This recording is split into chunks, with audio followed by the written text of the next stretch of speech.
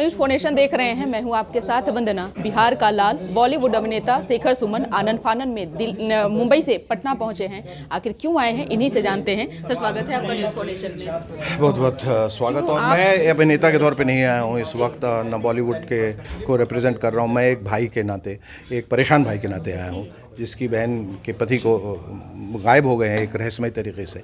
1 मार्च को वो मुजफ्फरपुर के लिए निकले थे एग्जामिनेशन कंट्रोलर के रूप में, और उसके बाद से उनका कोई आता पता नहीं है। इतनी कोशिशें की गई हैं, इतने लोग इसके इन्वेस्टिगेट कर रहे हैं, लेकिन हम कोई तथ्य, कोई प्रमाण, कोई सबूत, अब तक कोई दिशा ही नहीं मिली।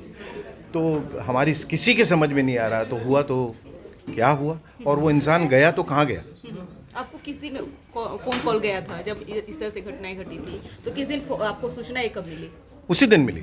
उसी शाम को हमें ये सूचित किया गया, बताया, उन्होंने फ़ोन करके बताया कि ऐसे ऐसे वो घर ही नहीं आए हैं, और अचानक जो है संपर्क हमारा टूट गया। हम बात कर रहे थे, उसके बाद से भैया पता नहीं क्या हुआ, आप किसी को फ़ोन करो बिहार में, आप पता पुलिस को बोलो, दबाव दो कि पता करें क्या किडनैप। सबसे पहले तो यही लोग सोचते हैं ना किडनैपिंग हुई, लेकिन अगर किडनैपिंग अगर होती तो फिर जाहिर है कि रैंसम कॉल आता, फिर होती के लिए कोई फ़ोन करता, वो तो हुआ नहीं।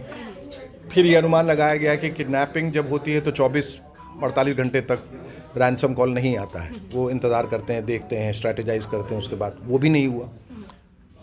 फिर हमने अनुमान लगाया कि फिर क्या हो सकता है। फिर वो सुसाइड की थ्योरी पे जाने लगे सब लोग कि सुसाइड कर लिया होगा। फिर गोताखोरों को बुलाया गया, वो लोग उन्होंने वो पूरा खंगाला, गंगा नदी इधर उधर, कुछ नहीं पता चला। वो तो एक एनएमसीएच के बहुत प्रतिष्ठित डॉक्टर थे, और जो कि वो कई उनके विभाग को भी देखरेख उनके अंडर में रहता था, फार्माकोलॉजी के हेड ऑफ डिपार्टमेंट थे। निश्चित तौर पे जी। जब आपने मुंबई से आया तो पटना में क्या कुछ आपकी सिस्टर से बात हुई, क्या क्या जानकारियां उनसे? यही सब तमाम जो मैं अभी तक बोल रहा हूँ, ये सब जो पिछले कई सालों से या 2-3 सालों से उनके रिश्ते के बारे में, उनके काम के बारे में, उनके कॉलीग्स के बारे में, जो हॉस्पिटल में जाते हैं उसके, उस हॉस्पिटल में मेरे फादर भी काम प्रिंसिपल थे, नालंदा मेडिकल कॉलेज हॉस्पिटल में।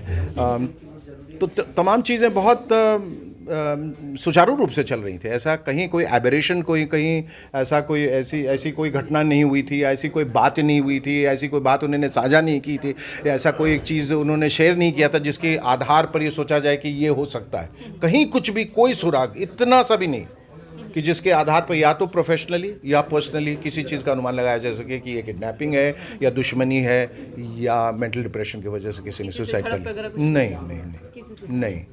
नहीं। जब वो घर से निकले थे तो क्या जो गाड़ियां विभाग के द्वारा दी गई थी, तो आपने बताया कि उससे नहीं निकल करके घर का पर्सनल गाड़ी से जी। तो वो गाड़ी कहाँ मिली, कैसे, क्या? वही गांधी सेतु पे वो गाड़ी मिली। वो कह के गए वहाँ जा रहे हैं, और ये अनुमान लगा लिया गया कि वो ऑफिशियल गाड़ी में जा रहे होंगे, लेकिन गए वो अपनी गाड़ी में, जबकि कह के गए थे कि मैं गाड़ी नहीं लिए जा रहा हूँ, एनएमसीएच में पार्क कर रहा हूँ, लेकिन पार्क नहीं की उन्होंने, वो गाड़ी ले गए। और जब आखिरी बात उनकी हुई है सलोनी जी से, तो भी नहीं बताया कि वो गाड़ी लेके आ गए। और फिर गाड़ी जब मिली तो उसका रुख जो है वो मुजफ्फरपुर की ओर जा रहे थे और पटना की तरफ।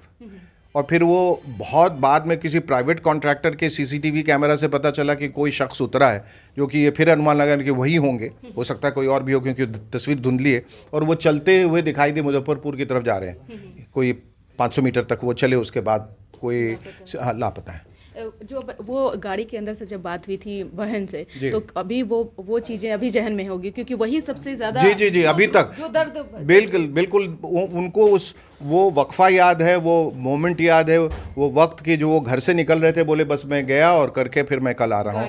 बातचीत हुई, वो अंतिम क्षण जो है अभी भी वो करके खाली वो तो बस इतनी बेबस मजबूर हैं और लगातार रोए जा रही हैं, बहुत रो रही हैं। उनका चेहरा बदल गया, मैं देख के तो अवाक रह गया। मतलब इस किस्म की जब त्रासदी होती है, जाहिर है कि एक हरे भरे परिवार में पति पत्नी है, दाम्पत्य जीवन अच्छा है, बच्चा इतना अच्छा कर रहा है, बेटा शाश्वत जो है हार्वर्ड में है, सुयशी हैं, एनवायरमेंटलिस्ट हैं दिल्ली में, छोटे बच्चे हैं, अभी यंग हैं, और इंग्लिश प्रोफेसर को नहीं, एक मिडिल क्लास अच्छे संभ्रांत जो एक होते हैं, एक well to do middle class family जो होती है, उस किस्म से। कहीं कोई ऐसा बैकग्राउंड नहीं, कोई बैक स्टोरी नहीं, पहले कुछ हुआ हो ऐसा, distress, mental stress, financial crunch, कर्ज, लोन, ये वो, लड़ाई झगड़ा, कहीं कुछ है ही नहीं। तो ये बहुत ज़्यादा इंट्रीगिंग है कि कुछ नहीं होने के बावजूद ऐसा क्या हो गया अचानक कि जो नए डीजीपी बने आर.एस. भट्टी, उन पे भरोसा है, उन पे यकीन है कि हमें वो सब पे आप- भरोसा है, बिल्कुल भरोसा है। और वो उनको मुझे ऐसा लगता है कि सब पूरी जी जान से काम कर रहे होंगे। आप मिलेंगे, मुख्यमंत्री हो, डीजीपी जी जी हो, जी जी डिप्टी सब सीएम जी हो। जी सब सबसे एक बार मुलाकात हो गई है। उनके जो अपने भाई हैं गौतम मुनीश, वो सबसे मिल के आए हैं। तो मैंने कहा कि वो अभी मिल के आए, मैं थोड़े वक्त के लॉ बाद एंड मिलूँ। ऑर्डर को लेकर के क्या स्थिति आपको लग रहा है बिहार का? अब वो आप बेहतर जानते होंगे, लॉ एंड ऑर्डर यहाँ क्या है। पहले से तो बहुत बेहतर है, मुझे ऐसा लगता है बेहतर है जी। लेकिन तो आपने सीबीआई की फिर मांग की, आखिर क्यों? जब वो बेहतर है इसलिए तो- क्योंकि 22 दिन तक अगर यहाँ की पुलिस जो है ये अगर वो सॉल्व नहीं कर पा रही है तो जाहिर है कि वो समझ नहीं पा रही है। वो जो कॉम्पिटेंस होना चाहिए वहाँ तक पता करने का, वो उनके पास नहीं होगा शायद। वो इस तरह के केसेस हैंडल किससे नहीं किए गुहार होंगे। लगाएंगे, किससे कहेंगे कि ये जांच मुख्यमंत्री जी से गुहार अपील लगाएंगे, कर रहे हैं? अपील करेंगे। हम वही कर सकते हैं एक नागरिक होने के नाते। फॉरगेट बीइंग एन एक्टर, अभिनेता भूल जाइए, बॉलीवुड भूल जाइए, शेखर सुमन भूल जाइए, एक भाई की गुहार। वो दर्द छलक रहा जी, है, जी। वो भले आप महसूस करने की बात है। तो आप देख रहे थे कि क्या कुछ कहना था शेखर सुमन का सहयोगी अनिल के साथ। News for nation, Patna.